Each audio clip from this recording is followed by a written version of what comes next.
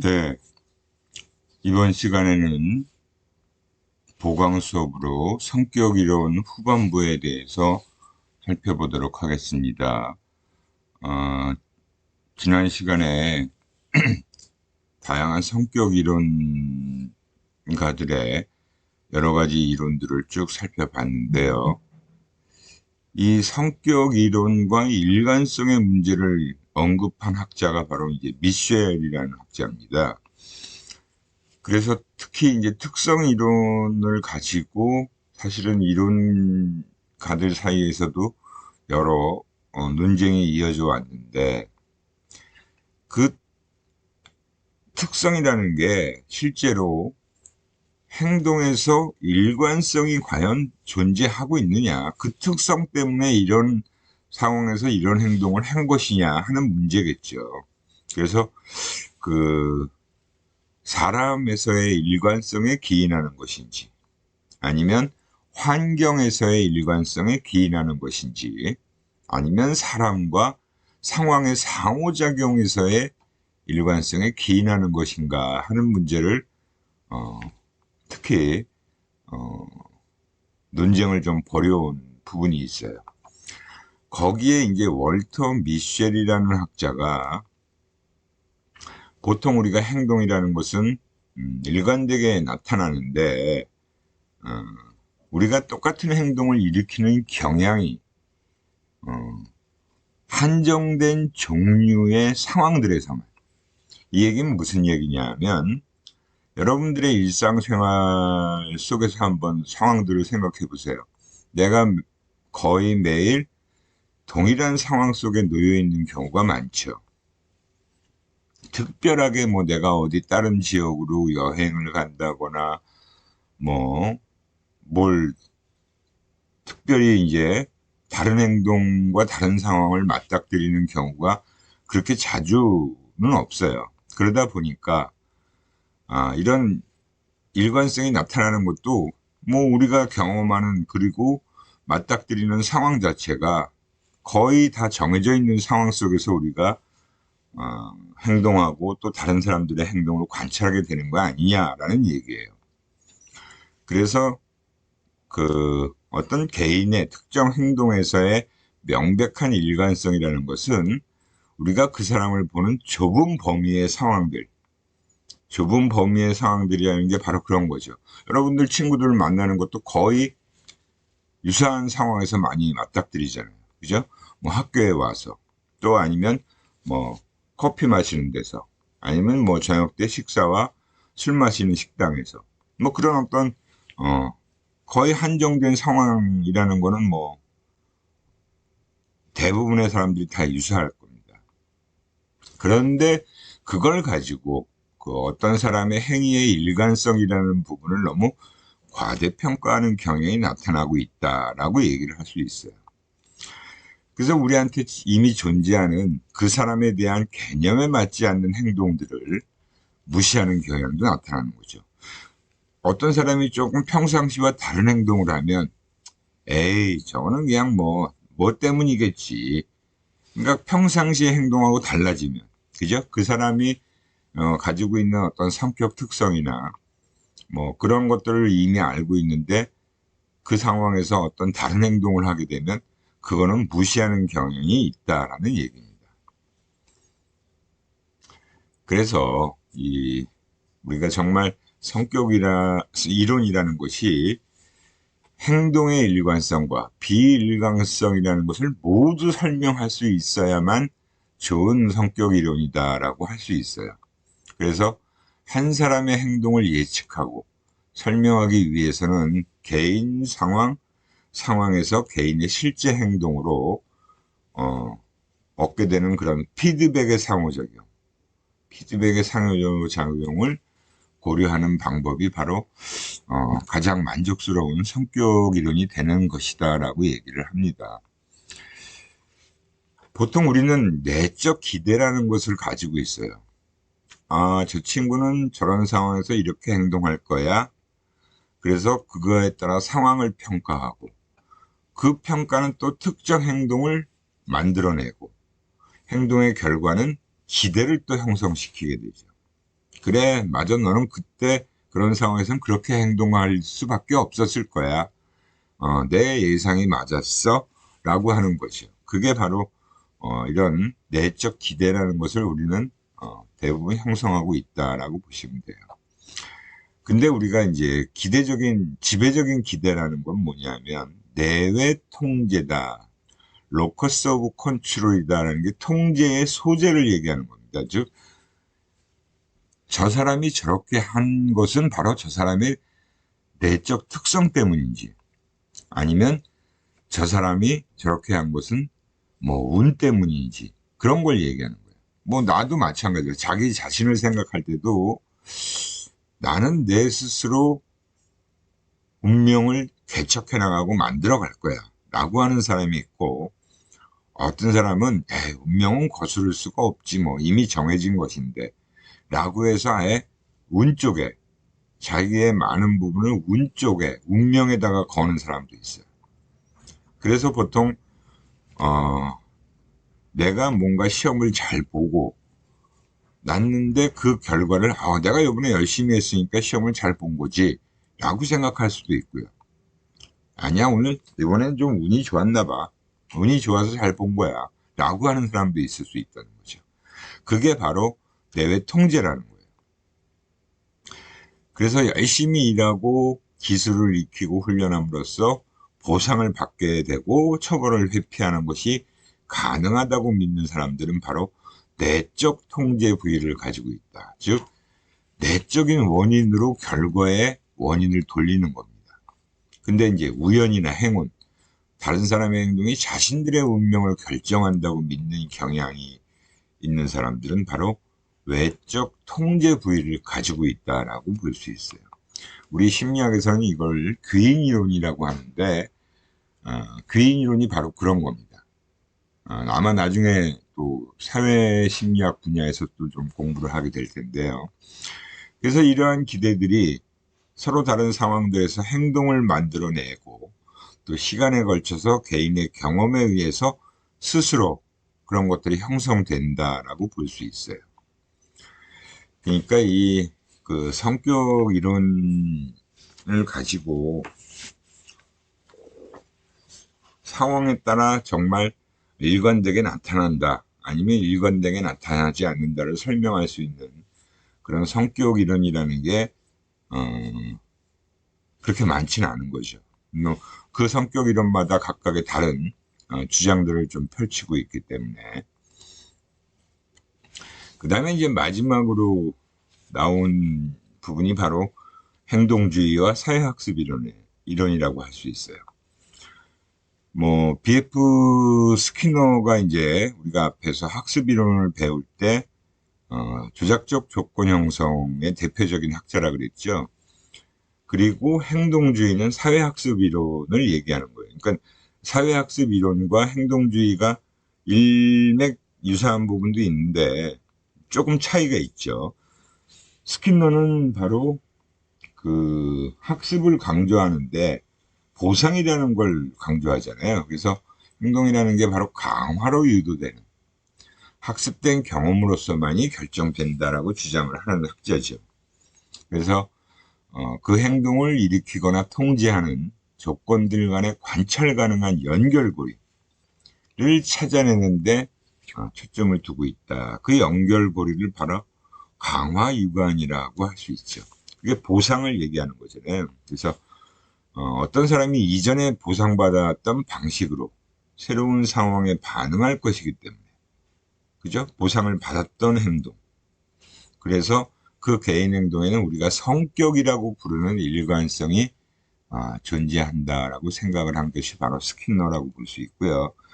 그래서 이제 그 행동 수정의 방법을 우리가 앞에서도 배웠죠. 행동 조형이다라고 해서 단계적으로 자기가 원하는 궁극적인 행동을 만들어가는, 또는 행동을 변화시키기 위해서 단계적으로 방법을 사용하는 게 바로 토큰 경리다.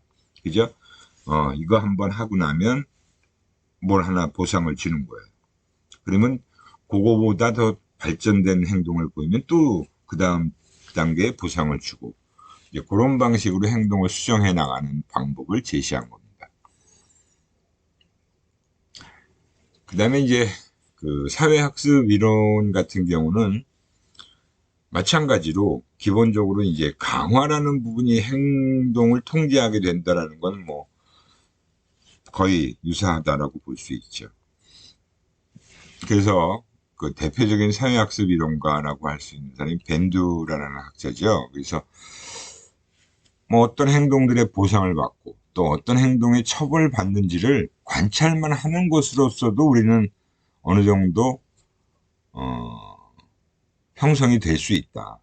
그래서 그 관찰을 통해서 그 행동의 수행 기준, 그런 것들을 발달시킨다라고 본 거예요. 행동의 방향을 결정해주는. 그게 내가 직접 경험한 것이 아니더라도 가능하다라는 게 이제 바로 사회학습 이론이고 모델링이라고 얘기한 거죠. 관찰학습. 보통 개인적으로 발달된 탁월성 기준에 대해서 끊임없이 자신의 현재의 행동을 평가하죠. 그리고 그것들이 나한테 이제 어느 정도 내재화된 그런 수행 기준에 맞추어서 다양하게 성공하고 있다라고 주장을 해요. 근데 그것들이 이제 바로 사실은 어느 정도 성격과 환경 간의 상호작용을 통해서 그것들이 다 계속 이루어지고 있다. 그래서 상호결정론이다라고 얘기를 할 수 있다라는 겁니다. 그러니까 우리가 상황이라는 걸 무시할 수가 없죠. 근데 이제 앞에서도 얘기했지만 우리가 경험하는 일상의 상황이라는 게 그렇게 다양하지가 않아요. 그죠? 그러니까 대부분 그 상황에서 우리가 매일매일 경험하는 그 상황에서의 또 만나는 사람도 한정돼 있잖아요. 그렇게 우리가 계속 지속적으로 사람들과의 관계를 통해서 또 내가 만나는 사람들의 행동을 관찰하는 것, 우리가 들여다보는 것인데 그런 것들이 대부분 유사할 수밖에 없어요.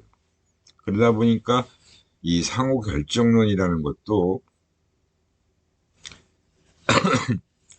우리가 다양한 상황을 그렇게 경험하는 일이 그렇게 많지 않기 때문에 이게 정말 성격이라는 게 상황과 상호작용을 해서 결정된다라고 보기에는 좀 어려운 부분이 있죠. 하지만 우리는 사실은 앞에서 제가 또 얘기했던 그 융 같은 학자가 그죠? 가면 얘기를 했잖아요. 공적인 자기.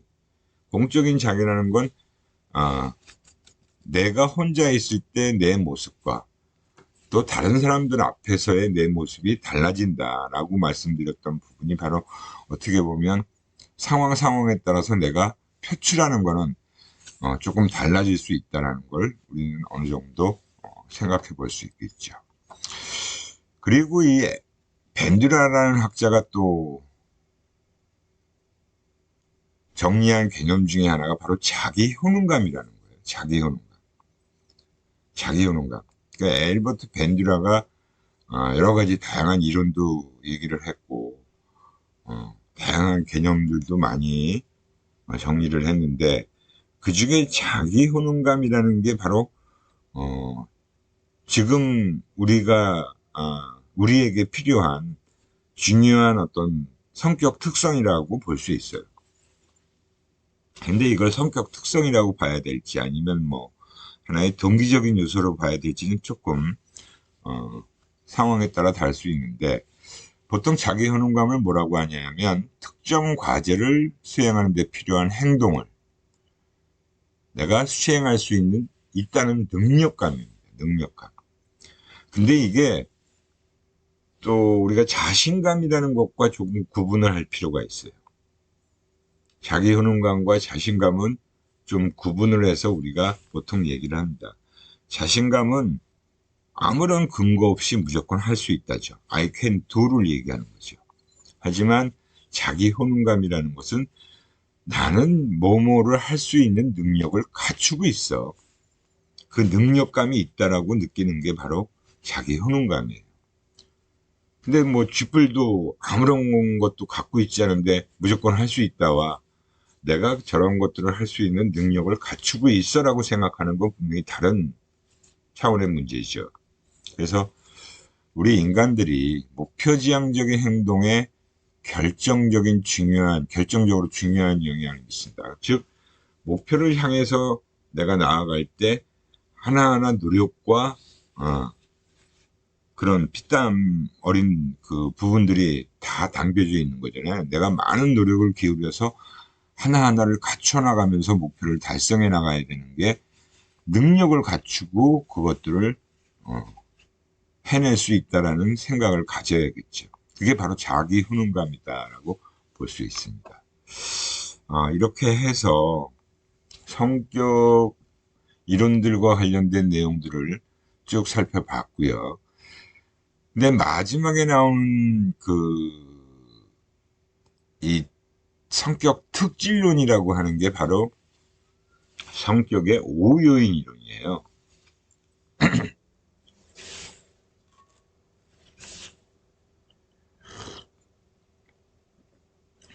그래서 소위 빅5라고 이렇게 불리우기도 합니다. 아프리카 정글에서의 빅5라는 거의 그 아프리카 정글에 아주 막강한 힘을 가진 맹수들을 얘기하는 거죠. 그죠? 코뿔소, 물소, 사자, 코끼리, 표범 이렇게 이제 빅5라고 얘기하는 게 성격을 우리가 다양하게 얘기를 하는데 그 중에서도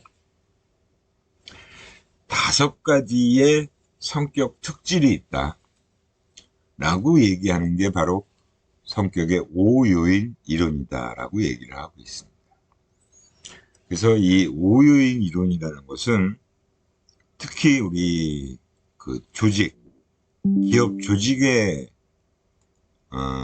관련돼서 많은 기업들이 바로 이 성격의 5요인에 해당되는 것들을 종합인적성 검사니 인성검사니 라고 얘기를 하면서 신입사원들한테 검사를 받도록 하죠. 그 검사를 통해서 그 사람의 성격 특성을 확인하고 이 사람이 정말 적합한 사람인지 우리 회사에 잘 적응할 수 있는 사람인지를 판단하는 겁니다. 그래서 이 성격의 5요인은 특히 기업 조직에서 중요시하는 성격 요인들이다라고 볼 수 있어요. 그래서 지금부터 이 5요인 하나하나를 좀 살펴볼 필요가 있다. 가장 대표적인 특질 이론이다라고 할 수 있습니다. 이 성격의 5요인 이론은 그 코스타라는 학자와 맥크레라는 학자가 두 사람이 같이 연구를 해서 요인 분석을 통해서 성격의 5가지 요인을 추출한 거예요. 그러니까 많은 문항들을 놓고 성격 문항들을 쭉 가지고 요인 분석이라는 게 이렇게 문항들을 묶어서 하나의 요인이라고 결정하는 거거든요. 그래서 5개의 덩어리로 추출했다. 여기서 성격의 5요인이라는 게 바로 그런 겁니다. 그래서 이 성격의 5요인을 평가하는 네오 PI 검사까지도 개발을 한 거예요. 이 5요인이 하위에 또 6가지의 요인들이 또 각각 담겨져 있어요. 그렇게 보면 5요인이다라고는 하지만 성격의 여러 가지 특질들이 다 담겨져 있다라고 볼 수 있습니다. 그래서 기업 조직에서 이 성격의 5요인을 중요시하는 이유는 우리가 뒤에서 살펴보는 요인들을 하나하나 보다 보면 이게 직장 생활을 하는데 기업에서 정말 적응하는데 아주 중요한 그러한 요인이다라는 걸 알 수 있어요. 5개 성격 특질 각각의 하위 요인을 제시했어요. 그리고 이 성격의 5요인은 보편적이다 라는 근거도 가지고 만들어 이제 찾은 거죠. 근거도. 그래서 5요인 중심의 성격 체계 이론을 제시한 것이 바로 성격의 5요인 이론이다라고 했고, 가장 최근에 뭐 국내에 있는 많은 기업들도 이 성격의 5요인과 관련된 그런 성격 특성들을 측정하기 위해서 많은 검사들을 개발하고 있습니다. 이 성격의 5요인에 해당되는 5가지 요인은 신경과민성, 그리고 외향성, 개방성, 우호성, 성실성이에요. 여기서 뭐 신경과민성이라고 하는 건 조금 이게 뭐지라고 생각할 수 있지만 나머지 다 4개는 흔히 우리가 다 들어봤던 얘기죠. 잘 알 수 있는 외향성, 개방성, 우호성, 성실성. 그래서 이 한 요인마다 또 하위의 요인들이 또 구성되어 있어요. 신경과민성 같은 경우는 불안 또는 우울, 분노와 같은 부정적 정서를 잘 느끼는 성격 특성입니다. 그러니까 어떻게 보면 이런 특성을 가지고 있는 사람들은 기업에서 좋아하지 않겠죠. 그죠? 이런 그 신경 과민성이 만약에 높은 점수로 나오면 이 사람은 무조건 뭐 능력이 좋고 뭐가 뛰어나고 무조건 탈락입니다. 부정정서성, 정서적 불안정성, 정서적 민감성이에요. 그리고 6개 하위 요인을 보면 불안, 적대감, 우울, 자의식, 충동성, 스트레스 취약성이에요. 이건 정말 직장 생활하는 데 있어서 가장 조심해야 될, 경계해야 될 특성이다라고 볼 수 있겠죠. 불안감을 느끼는 거. 우리가 앞에서 프로이트 내용을 공부할 때 프로이트는 우리 인간이 갈등으로부터 항상 불안을 느끼고 갈등을 해소하지 못하면 불안에 항상 놓이게 된다라고 했었잖아요. 그러니까 불안하면 우울증이라는 것도 다 불안과 관련되어 있죠. 그리고 이제 분노 이런 것들은 굉장히 다 안 좋은 부정적인 정서들이고 부정적인 성격 특성이다라고 볼 수 있어요. 불안을 느끼고 또는 적대감을 갖거나 우울, 그 다음에 자의식, 너무 자의식이 강해도 안 좋죠. 충동성, 스트레스 취약성이에요. 그러니까 스트레스를 잘 견뎌내지 못하고 조금만 힘들면 굉장히 안 좋은 상태가 되어지는 거죠. 그래서 이러한 신경과민성이라는 그 요인에서 높은 점수를 받게 되면 무조건 떨어집니다. 특히 이런 적대감이라는 건 공격성과도 관련돼 있죠. 그 다음에 충동적인 행동을 잘 할 수 있는 충동성, 자의식, 너무 자기 자신한테만 몰입해 있는 자의식. 뭐 불안, 우울은 말할 것도 없잖아요. 그죠? 일하면서 뭔가 일이 조금만 잘못돼도 불안해요. 그 다음에 쓸데없이 막 우울해하고. 그런 것들이 이제 신경과민성이다라고 볼 수 있습니다. 그 다음에 2번째 요인이 바로 외향성이에요. 이거는 뭐 제가 지난 시간에도 얘기했고, 뭐 늘상 얘기하는 부분이라고 볼 수 있는데, 타인들과 함께 교류하고, 그렇게 교류하면서 인간관계적 자극을 추구하는 성향이다. 이 외향성이라는 건 이제 사람들하고 관련돼 있죠. 근데 직장에서 일을 한다는 것은 혼자 하는 게 아니죠. 항상 다른 사람들하고 같이 상호작용을 하면서 일을 해야 돼요. 그렇기 때문에 이 외향성이라는 것도 굉장히 중요하죠. 활동적이고 사교적이며 유쾌하고 자기 주장을 잘하는 사람이에요. 그래서 6개의 하위 요인을 보면 따뜻함, 군집성, 주장성, 활동성, 흥분 추구, 그리고 긍정 정서. 뭐 따뜻함이라는 거는 굉장히 온화하고 부드럽고 이런 부분을 다 포함하고 있는 거죠. 군집성이라는 건 뭐예요? 사람들하고 같이 모여 있는 거를 좋아하고 즐기고 그럴 때 굉장히 신나고 이제 활동적이고 사교적이라는 게 바로 그런 것들이에요. 그리고 주장성. 자기가 하고 싶은 얘기 다 하고 그렇다고 자기 주장만 하는 건 안 좋겠지만 그런 것들이 이제 주장성이다라고 하고, 활동성. 다양한 사람들과 다양한 활동을 즐기고 다양한 행동들을 하는 사람이죠. 흥분 추구. 뭔가 그 흥분을 추구할 줄 아는 사람. 막 우리가 그 국가대표 선수들이 뭐 축구 경기를 할 때 골을 넣으면 막 즐거워하고 기뻐하고, 그죠? 그런 흥분을 추구할 수 있는 그런 거에서 별로 감흥을 못 느끼는 사람도 있잖아요. 그죠? 그런 거는 이제 흥분 추구 성향이라고 볼 수 있고요. 그리고 이제 긍정성서하라고 하는 것도 다 포함됐다라고 보실 수 있어요. 그래서 이 외향성이라는 거는 직장 생활하는데 아주 또 중요한 역할을 해요. 그래서 제가 직장을 우리 학교에 오기 전에 한 13년 이상을 직장 생활을 했다라고 했고, 그것도 뭐 다양한 그 형태의 직장에서 일을 하면서 다녔는데, 제가 직장을 다니면서 가장 기본적으로 생각한 건 뭐냐면, 회사에 가서 일을 하면 재밌어야 돼요. 일하는 게. 그러니까 회사에 출근하는 것 자체가, 야, 오늘은 또 무슨 일을 하면서 사람들하고 어떻게 시간을 보낼까.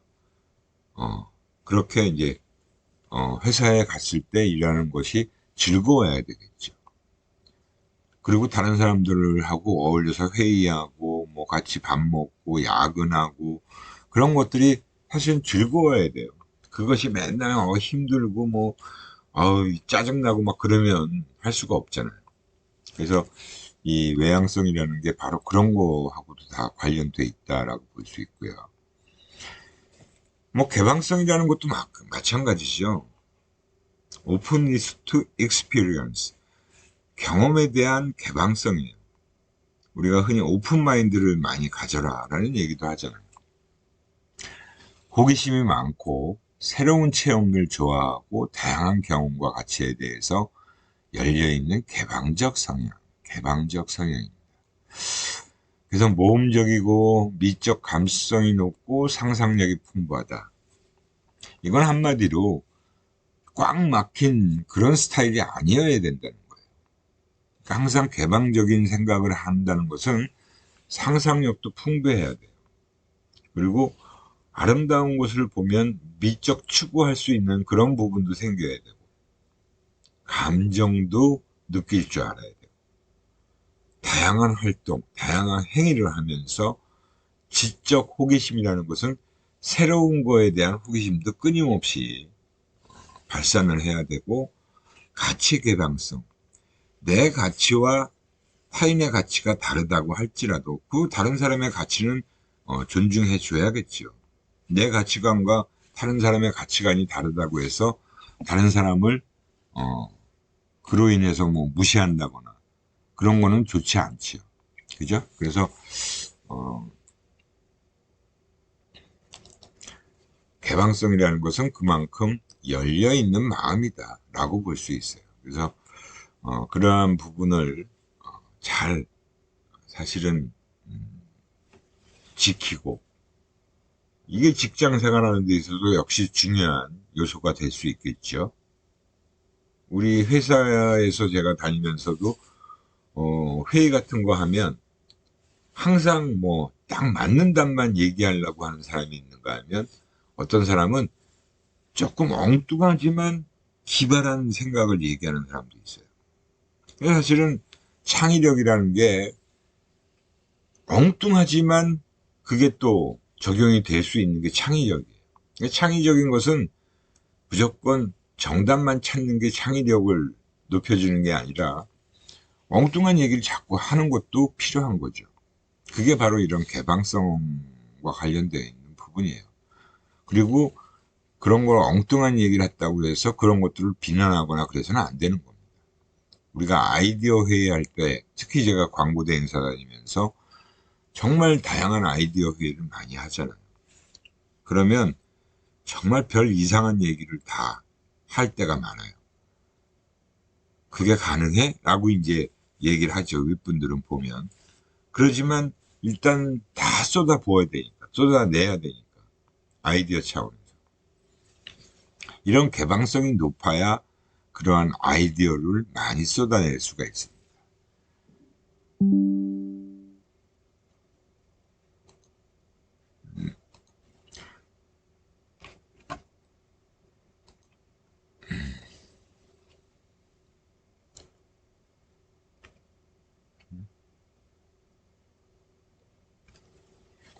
갑자기. 그 다음에 우호성이라는 게 네 번째 요인이죠. 우호성도 역시 사람과의 관계에서의 문제겠죠. 다른 사람에 대해서 우호적이고 협동적인 성향이에요. 이거는 정말 말 그대로 사람들과의 관계에서 아주 중요한 요소다라고 볼 수 있어요. 친화성, 따뜻하고 부드러우며 공감적인. 그래서 우리가 지난번에 지능 얘기하면서 감성지능 EQ를 얘기했잖아요. 그 EQ가 바로 사회생활과 직결되는 거고 타인과 관련된 부분이잖아요. 그죠? 그래서 이 우호성이라는 것도 대인관계에서 굉장히 중요한 성향이다라고 볼 수 있어요. 그 우호성의 하위 요인으로는 바로 신뢰성, 그다음에 솔직성, 이타성, 순응성, 겸손함, 온유함. 여러분도 다 이거는 잘 알 수 있는 내용들이죠. 신뢰로 와야 돼요. 그죠? 사람들과의 관계에서 신뢰롭지 못하면 오래 갈 수가 없어요. 직장 생활에서도 마찬가지죠. 믿을만 해야 되는 거죠. 그죠? 솔직성. 항상 솔직해야 됩니다. 무슨 일을 잘못했다 그래서 그 잘못한 일에 대해서 본인이 이 핑계에 저 핑계 대고 자꾸 다른 이유를 갖다 대는 거는 올바른 태도가 아니에요. 본인이 뭔가 잘못해서 일의 결과가 나빴다는 것을 솔직하게 털어놓을 수 있어야 돼요. 이타성이라는 것은 다른 사람을 생각하고 다른 사람을 도와줄 수 있는 거예요. 그 다음에 순응성이다라고 하는 것은 내가 처해 있는 환경에 그만큼 잘 적응하고 그 환경에 따라서 생각과 행동을 하는 게 순응성이겠죠. 특히 조직에서는 이런 순응성에 대해서 되게 중요하게 생각하는 거죠. 앞에서 얘기했던 공격적인 성향, 그 신경 과민성에서 얘기했던 그런 부분들은 다 연결되어 있는 거잖아요. 그죠? 그래서 이런 순응성도 역시 중요하고 겸손함이다라는 것도 중요해요. 내가 능력이 있고 일을 잘해요. 근데 일을 잘하지만 거만하고 좀 태도가 안 좋아요. 그러면 잘난 체하고 다른 사람들한테서 인정을 못 받아요. 겸손해야 됩니다, 사람은. 그래서 아무리 능력이 뛰어나고 실력이 있어도 겸손할 줄 알아야 된다. 우리 속담에도 변은 익을수록 고개를 숙인다라고 하잖아요. 그죠? 그러니까 정말 실력 있고 능력 있는 사람들은 잘난 체 절대 하지 않습니다. 그리고 거만하지도 않고요. 항상 겸손해야 됩니다. 그 부분도 굉장히 중요한 부분이고 그래야 사람들이 좋아하지. 일 좀 잘한다고 엄청 잘난 체하고 거만해. 사람들이 별로 가까이 하고 싶지 않죠. 그죠? 그리고 이제 온유함이라는 것은 뭐 당연히 따뜻하고 부드러운 걸 얘기하는 거예요. 그러니까 이 우호성이라는 것은 정말 대인관계 상황에서 매우 중요한 상황, 성격 요인이다라고 볼 수 있습니다. 근데 직장 생활 자체가 대인관계가 매우 중요하잖아요. 근데 그렇다고 해서 일보다 대인관계가 우선이 되면 안 됩니다. 일이 먼저고 그 일을 둘러싼 사람들과 일을 하면서 관련된 사람들과 잘 지내야 된다는 걸 얘기하는 거예요. 그냥 어떤 사람은 또 일보다는 막 그 사람들하고의 관계만 중시하는 사람도 있어요. 근데 그런 사람은 또 오래 가지 못합니다. 그래서 사람과의 관계가 중요하지만 일이 우선시 되지 않는 그런 사람 관계에만 신경 쓰는 사람은 또 오래 갈 수가 없습니다. 일이 항상 우선이고 그 일을 중심으로 해서 관련된 사람들, 같은 부서 사람들, 그죠? 그 직장 생활에서의 인간관계라는 건 정말 중요하다라고 볼 수 있어요. 그리고 성격의 이제 다섯 번째 요인이 바로 성실성이다라고 하는 부분이에요. 성실성. 제가 지금까지 뭐 한 60평생을 살아왔는데, 뭐 학교 다니는 시간, 그 다음에 20대 후반부터 40대까지 거의 또 그 직장 생활하고, 그리고 제가 이제 40대가 넘어서 우리 학교에 왔잖아요. 쭉 살아오면서 어디에 있든 간에 뭘 하든 간에 가장 중요한 건 바로 성실성이다라는 생각이 듭니다. 이 성실성이라는 거에는 여기 하위 요인에도 나와 있듯이 유능성, 질서정연, 책임의식, 성취추구, 자기절제, 신중성이라는 하위 요인이 있어요. 그러니까 어떻게 보면 이 성실성 안에는 능력을 갖추고 있는 부분도 들어가고 질서도 잘 지키고 책임도 가지고 있어야 되고요. 그 다음에 성취를 추구하는 성향도 가지고 있고 자기 자신을 스스로 절제할 수 있는 자기 절제도 할 수 있어야 되고 신중성도 가지고 있어야 됩니다. 그러니까 자기 조절을 잘하고 계획적이며 책임감이 강한 성취지향적인 성향, 원칙을 중시하면서 과제를 체계적, 논리적으로 접근할 수 있는 그런 성향이 바로 성실성이다라고 하는 부분이에요. 이 성실성이라는 게 어떻게 보면 아주 기본적인 것이라고 생각되지만 또 가장 필수적이고 중요한 요인이라고 할 수 있습니다. 그래서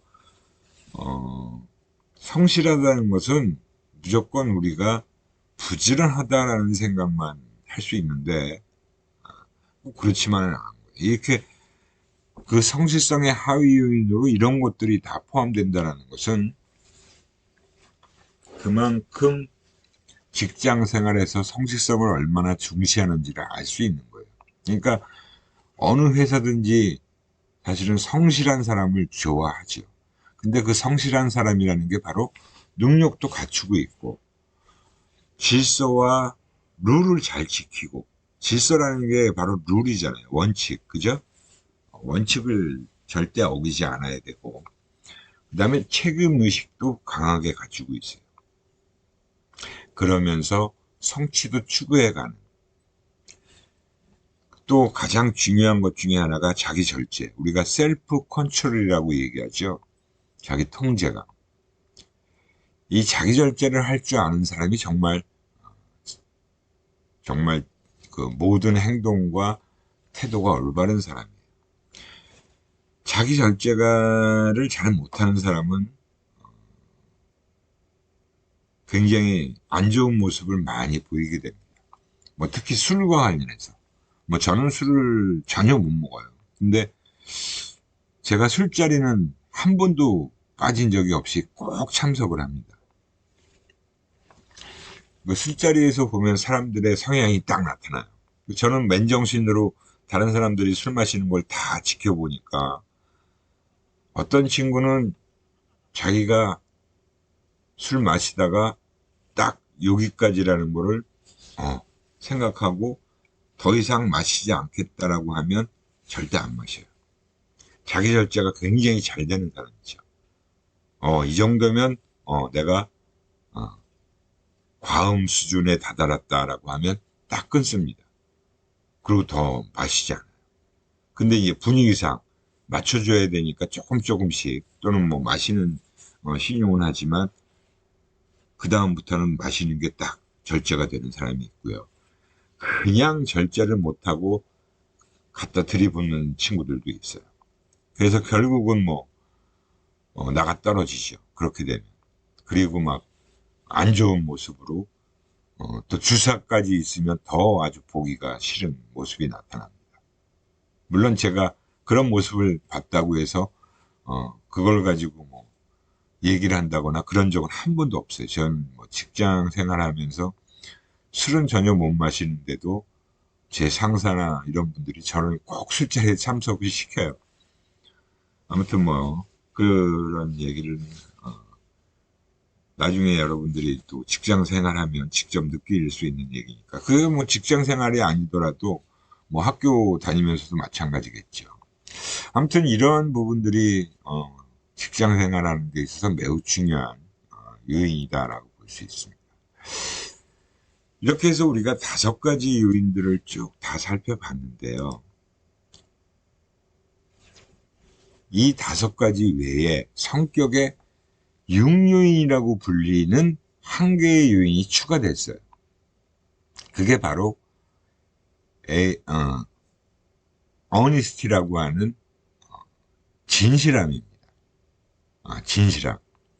우리가 앞에서 저런 그 부분도 봤잖아요. 여기 솔직성, 신뢰성이라는 부분, 우호성 안에 그런 것들이 포함되어 있다 그러는데 6번째 요인으로 어니스티라고 하는 요인을 발견한 친구가 있었어요. 그 친구가 이제 캐나다에 있는 캘거리 대학 심리학과에서 교수로 재직 중인 이기범 교수라는 친구인데요. 개인적으로는 제 학교 후배이기도 합니다. 근데 그 친구가 이 어니스티라는 그 진실성이라는 것이 또 중요하다는 것을 밝혀냈고, 그 밝혀낸 걸 통해서 그 전문 외국 학술지에 발표를 하면서 인정을 받아서 국내에서도 책을 출간했어요. H팩터의 심리학이다. 그 H팩터의 심리학이라는 게 바로 그 진실성을 얘기하는 겁니다. 아니 사람은 진실해야 된다는 게 많은 그 상황에서 우리가 많은 상황, 많은 경우, 많은 케이스에서 우리는 경험을 통해서 잘 알 수 있는 거죠. 진실하지 않으면 아무것도 사실은 어떻게 보면 그 진실성이 빠져 있으면 결국은 문제가 생길 수 있다라고 볼 수 있어요.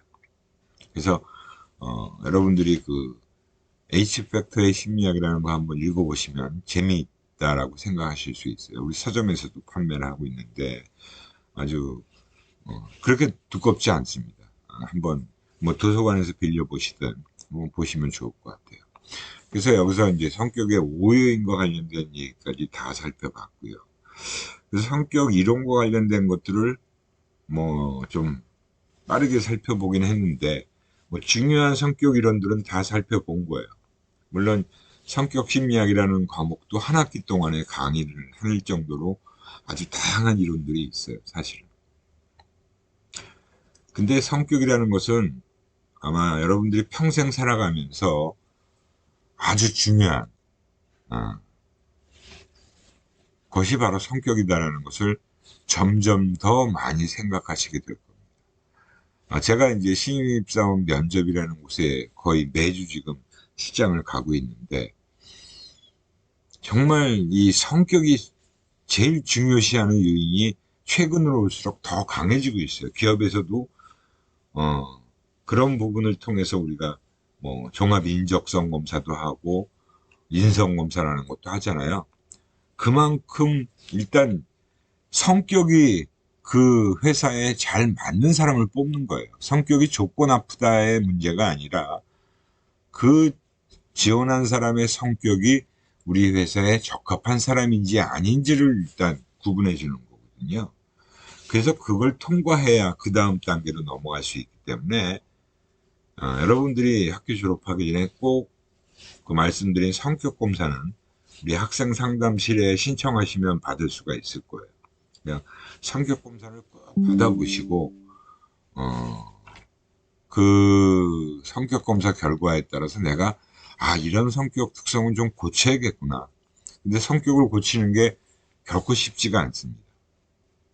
시간이 걸리고 또 전문가의 그 도움이 필요할 수도 있고요. 하지만 문제 요소가 있는 성격은 꼭 반드시 여러분들이 좀 고치고 사회로 진출하시는 게 아마 좋을 거예요. 예. 그래서 이 성격 이론은 다 살펴봤고 다음 주 월요일 날 수업 시간에 동기와 정서를 나가도록 하겠습니다. 예, 수고들 하셨고요. 수업은 이것으로 마치겠습니다.